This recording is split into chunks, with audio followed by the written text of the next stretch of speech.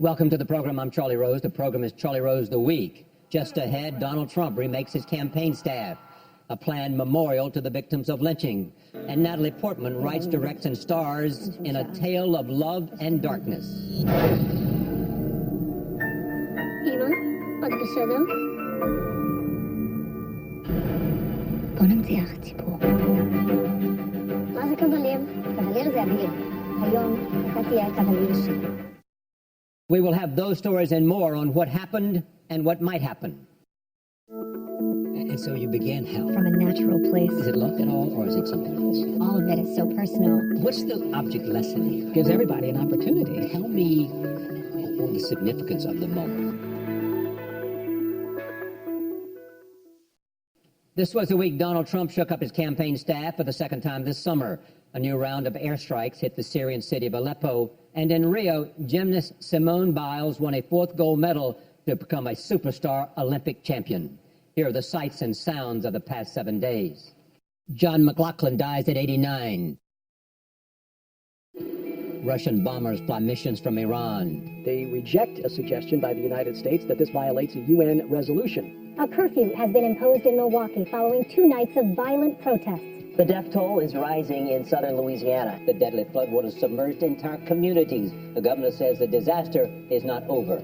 The Trump campaign makes some changes. He's appointed Stephen Bannon of Breitbart News as his new CEO. His new campaign manager, Kellyanne Conway. Donald Trump calls for Cold War-style immigration tests. The time is overdue to develop a new screening test. Simone Biles continues to be the sweetheart of the game. She picked up her record-tying 4th gold medal in a single Olympiad. 2 U.S. Olympian swimmers have been blocked from leaving Rio. The swimmers, along with champion Ryan Lochte, are under investigation for a report they made that alleged they were robbed at gunpoint. Comedy Central cancels Larry Wilmore. Our show going off the air has to only mean one thing. Racism is solved. Usain Bolt makes history. This gives the Jamaicans hope in the Winter Games, because instead of having a bobsled team, they should just have 4 dudes ride Usain Bolt. On the track in Rio, it was the United States sweep in the women's 100-meter hurdles. Hillary's been campaigning with Joe Biden. Unfortunately, the downside is where Joe Biden goes, so do his hugs. Oh, that is so awkward. The last tower of the Las Vegas Riviera Hotel and Casino is reduced to rubble. Goodbye.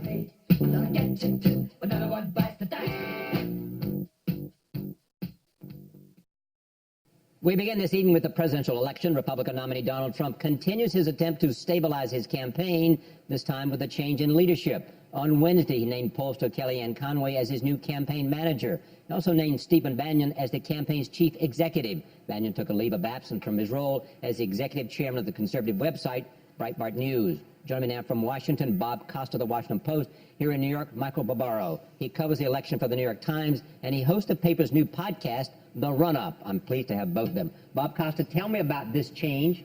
How did it come about? Why did it come about? And what difference will it make? A couple months ago, Charlie, Corey Lewandowski, Trump's former campaign manager, was fired, and Trump began to move in a more disciplined direction under the guidance of Paul Manafort, the veteran operative who came on to the campaign earlier in the spring. But Trump has grown agitated in recent weeks, and eventually it came to a head over the weekend. He decided to move in a different direction, to follow Steve Bannon's advice, who had been giving informal advice to let Trump be Trump, to be more populist, nationalist, and extemporaneous. And he made the shift, having Kellyanne Conway, the pollster, his friend, be the campaign manager, and Bannon, who had been running Breitbart News, the hard-right website, the populist website, to be the chief executive. So how will Trump be different? What we're going to see from Trump is more rallies, according to people who've spoken to Bannon, much more of Trump being aggressive and going after the Clintons. Bannon is behind the Clinton Cash Project that went after the Clinton Foundation and other Clinton endeavors. It's a pugilistic Trump. It's a Trump who is of the Republican base more than of the Republican establishment and listening to party leaders. Sound like a winning formula to you, Michael? There's really only one thing Donald Trump needs to do to get out of this demographic death spiral he's in, and that's broaden an appeal beyond the one area of the country that he has found his message is most resonating in, and that is generally white high school graduates. And that's the Trump base. And if he just sticks with that, he's going to lose. I mean, every poll shows it. It does not seem possible to ride that to the White House. I don't think Bannon is the guy to take him from the current trajectory of the campaign from what I can tell, but maybe he'll surprise us. Poll after poll has shown that the message of change is a winning message in American politics this year, correct? Oh, yeah, and I mean, absolutely. And Hillary Clinton is by no means a credible candidate of change, not having been in the government for as long as she has. So one way to think about how they might pull this off is for these two new advisors to present Donald Trump in a more classic light of the guy who represents change against the status quo, Hillary Clinton. But if he insists on the kind of often very careless rhetoric that is so provocative and problematic, it's really hard for people to focus on the change. They focus on the gaffes.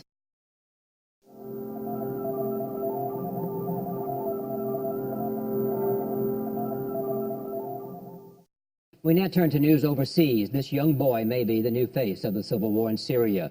His photo swept the internet Wednesday night after he was pulled from the rubble of an airstrike in Aleppo. And his pain symbolizes the horror of the civil war, which has raged on for more than 5 years and may receive a harsh judgment from history from many countries. Mike Morrell is a former acting director and deputy director of the CIA. The Syrian civil war needs to end. Okay? In my view, there is not a military solution to that. And the reason there's not a military solution to that is because a military solution would end up with the destruction of the Syrian military, the Syrian security services, Syrian intelligence services, et cetera, Syrian police. And if you destroy all of those in an attempt to end the civil war, you are left with a complete vacuum, security vacuum, stability vacuum. You end up with Libya. Or Iraq. Or Iraq. And what I would see as valuable is limited, very, very, very limited U.S. airstrikes against those assets that are extremely important to Assad personally. So in the middle of the night, you destroy one of his offices. You don't kill anybody, right? Zero collateral. You do this with zero collateral, same rules of engagement that we use against terrorists. But often zero collateral is hard to do. It's hard to do, but you go into it with that goal, right? That's what's important. You go into it with that goal, and you take that seriously when you're doing your targeting. You take out his presidential aircraft, his presidential helicopters in the middle of the night, right? Just to send him a message and to get his attention that maybe your days are numbered here, right? Just to put some pressure on him to think about, maybe I need to think about a way out of this. This is a Washington Post editorial about Syria. The burden of responsibility for the crimes of the Syrian government and its Russian ally must therefore be shared by those, including the United States, who allowed them to continue. A point that I have made with the President of the United States about the judgment of history. Right. Has this administration failed to do enough at several critical junctures to have perhaps made this war come to an end? So we've talked around this table a number of times about... This is a closure about what has been done, what has to be done. Right. And what Hillary Clinton supports. Yeah, so I do think we've missed some opportunities. Now, I cannot guarantee you, had we provided significant assistance to the moderate opposition in the fall of 2012 when Assad was a little shaky, that it would have resulted in his fall, because maybe the Iranians just would have upped the ante, right? So I can't guarantee that, but we didn't try. The president's decision not to cross the red line of, he said, if the Syrians use chemical weapons, that'll be a red line. His decision not to follow through on that. It was very interesting, right, that Assad moved very quickly to give up his chemical weapons. Why? Because he knew that if the United States acted, if the United States took a number of airstrikes against his military facilities where there were chemical weapons, that it would put his rule at risk. That's why he was willing to get rid of his chemical weapons, because he was frightened about what such an airstrike would do to him politically. So I think we missed another opportunity there.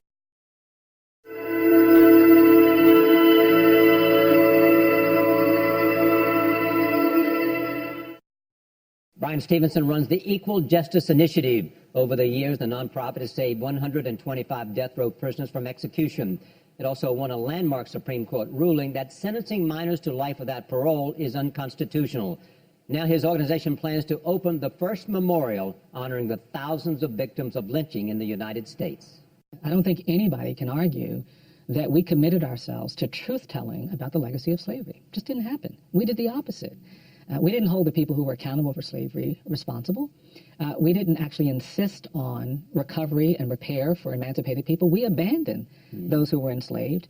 We allowed them to sink back into this condition of second slavery. We tolerated convict leasing, this horrific era. And I think for me, one of the legacies of this era that we haven't owned up to is the trauma it created. And as I've said, you know, the lynchings weren't directed at individuals. They were directed at the entire black community. Right. Tell me about the museum. Sure. And what you believe it can begin to do. Yeah. The museum will be an 11,000 square foot area. It's situated 100 meters from one of the most prominent slave auction sites in the American South.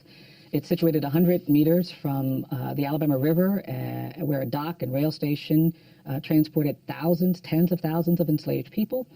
It will introduce people to the hardships of slavery. There'll be slave warehouses. You'll hear the voices of enslaved people through holographic images. We're going to get slave narratives and use that language. We'll talk about African people being kidnapped and the horrors of bondage. We'll have artifacts that present some of that. We'll have virtual reality films where you'll experience what it was like. You were there. Yeah, put you right there on the train when enslaved people were being forced from the upper South to the lower South with all of that anxiety about whether they would be able to keep their children or their children would be taken away from them. And we'll move from that slavery experience into the era of terrorism. And we'll try to get people to understand. And terrorism is the lynching. Is the lynching. And what we want people to understand is that lynching wasn't mob justice. It wasn't mob violence. These lynchings took place in communities where there was a functioning criminal justice system, but black people weren't deemed good enough to be a defendant. And people weren't lynched for accusations of crimes. Why Montgomery? Well, Montgomery was the cradle of the Confederacy. Yeah. It was where, in many ways, resistance to ending slavery. It was a place where terror was widespread. It was the birthplace of the Civil Rights Movement. I think Montgomery's a perfect place for this because, if anything, we've got to tell these stories in the spaces where they've happened. And we've got to do it in places where there's going to be some resistance. But that's and was there any resistance to this idea in Montgomery, Alabama? Well, we're just kind of getting public about it, so we're in the early days of that. I'm sure there will absolutely be some resistance, but those columns are all representative of thousands of people who were lynched. How many columns? There's going to be 800 columns for every county in America where lynching took place, and the names of lynching victims will be engraved on each column. And you'll go into this place, and the floor will sink, and the columns will rise, and you'll stand underneath these suspended items.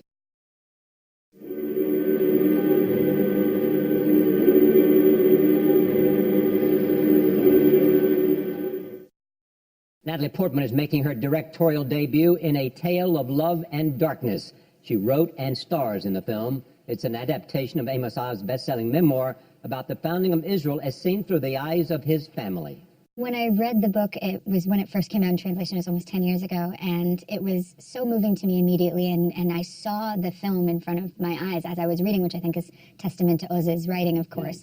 But immediately I wanted to direct it, and I didn't really think of playing the part because I was 26 or something, and it took me so long to get it together to be able to make the film that I actually aged into being able to play the role. But even then, you really wanted to just direct. Yes.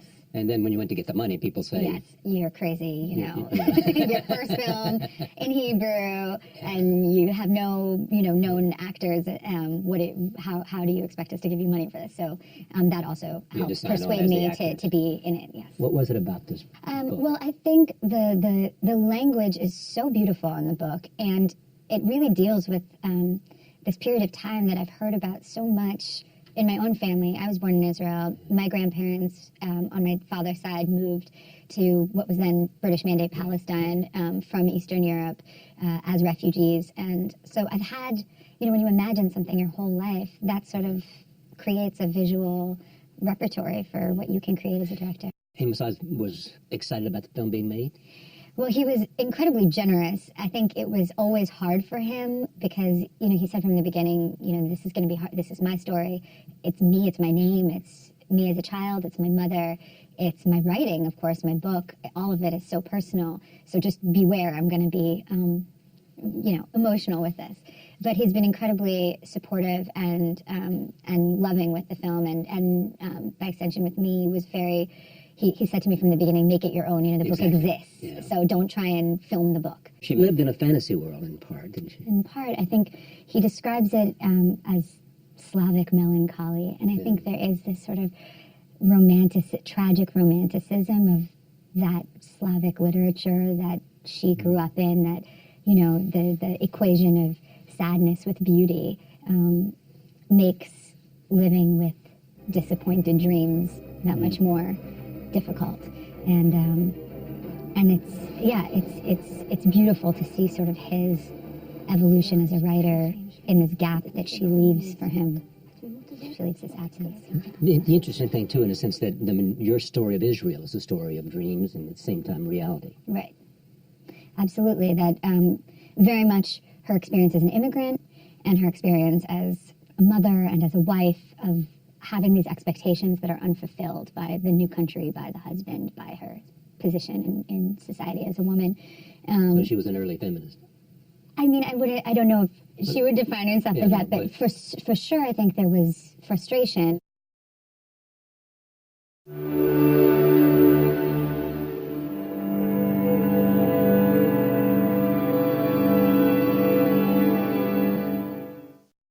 The Nightly Show with Larry Wilmore premiered in January 2015. It replaced the Colbert Report in Comedy Central's late-night lineup. This week, the channel announced it was canceling the show. I spoke with Larry Wilmore shortly after the announcement. The original idea was to just be a talk show with all panel. That was the original idea. But it proved a little too, like, there wasn't a chance for me to weigh in. Yeah. And we realized early on that we needed, that opening segment where people could hear from me on what was going on. Absolutely. This is our final week of the Nightly Show. Yeah, and without that, we felt like, well, there's no chance for Larry to make a distinctive mark on what's going on in the day, or in the world and that type of stuff if he's just ringleading, And so once we figured that out, it reduced the amount of time he could talk, which is problematic in a half-hour show. Yep. And then as the comedy grew and the talk diminished, it became tough to tackle all that. And in the beginning, we had like 4 different guests. Imagine having that every night, my head was exploding, And so we reduced that to 3, and we had 2 of them be our regulars and 1 be an outside guest. And that proved to be more serviceable. But the show was always kind of a compromise, But I felt that we found a way to operate with a lot of fun and levity and the seriousness it deserves sometimes within that compromise, I guess you could say. That was kind of the evolution of the show. You were given an opportunity to do something that you wanted to do, to start from scratch, to create a show. Yes. That's always a rare opportunity in television. I've been very lucky that I've been able to do that a few times. And this show was so exciting. From the beginning, Jon Stewart pitched me an idea that he felt there were a lot of voices that weren't being heard on television, weren't being represented, and he thought there should be a show where that could happen. And he imagined a round table type of show, and he said, and I want you to be the ringleader. I was like, what? I was like, no, what? But this can't be happening. Yes. I mean, it was... You didn't think, no, when he first said it? No. Well, when he first said it, you're in a conversation about that, so it becomes surreal as they're talking about it. But Charlie, at the time, I told you that, I was 52. I was at my Breaking Bad age where I should be making meth somewhere, Winnebago and trying to get away from the law. That's what I should have been doing, You're given Yes. Trevor's what, 30? Yeah, Trevor's like 15. I don't even think he's 30, I don't even think he can drink yet. Although the drinking laws in South Africa are probably different from here. Who knows what's going on there. But no, Trevor, that's the 52, you get an opportunity. Correct, yes. So, rare opportunity. I took it with the humility that comes with all that, knowing how tough it is to do that, and following, the beloved Stephen Colbert. Yeah. Not just the successful, but the beloved Stephen, And Stephen's a friend of mine, and knowing that, and taking all that on, and then John, wants the show to be the Minority Reporter. We're tackling race, gender, and class. Thanks, John. Okay, let's do that. Subject of great comedy. Yes, but knowing John, on the serious side, we have done that before on the Daily Show, and I was very honored that he would choose me to tackle those type of tough subjects, and they really are tough. But I really enjoy trying to mine. Humor in there, or as I say, find the humanity in it, and then get the humor out that way, and those types of things. So it was really so much fun for the amount of time we did it. Very challenging, I have to say, but a lot of fun.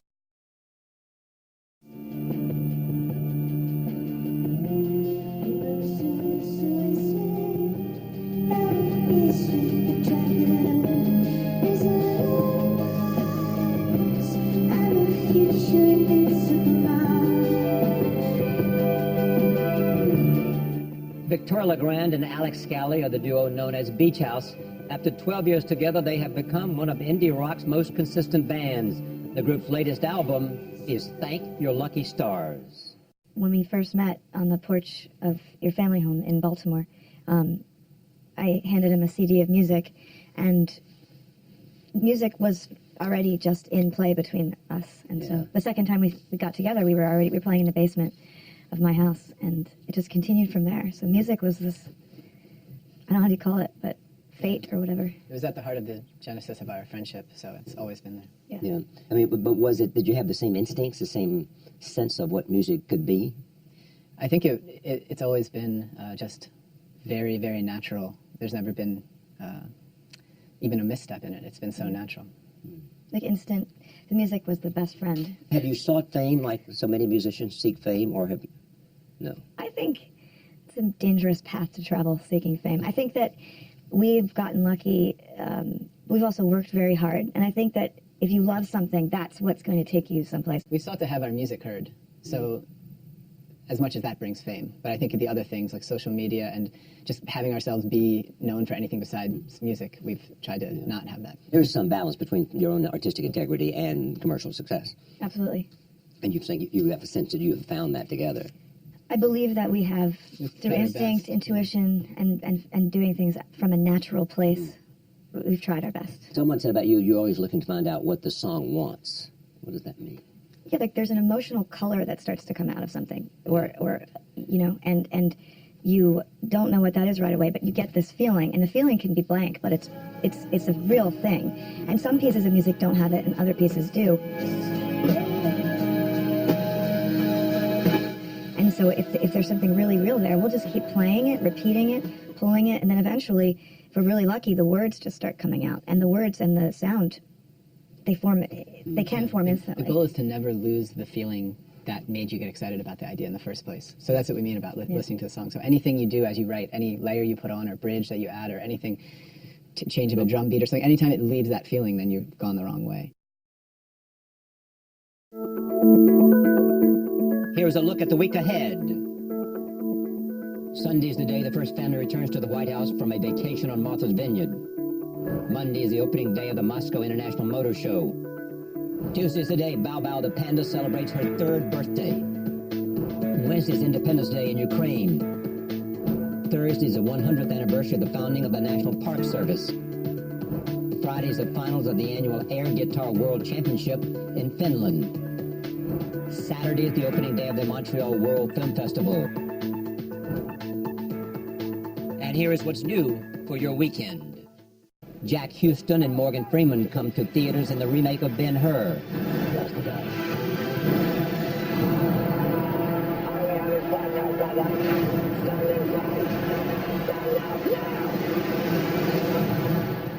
The annual Philadelphia Folk Festival is underway in Upper Salford Township, Pennsylvania. And the closing ceremonies for the Rio Olympics will be broadcast on NBC Sunday night. That's Charlie Rose, the week for this week. For all of us here, thank you so much for watching. I'm Charlie Rose. We'll see you next time.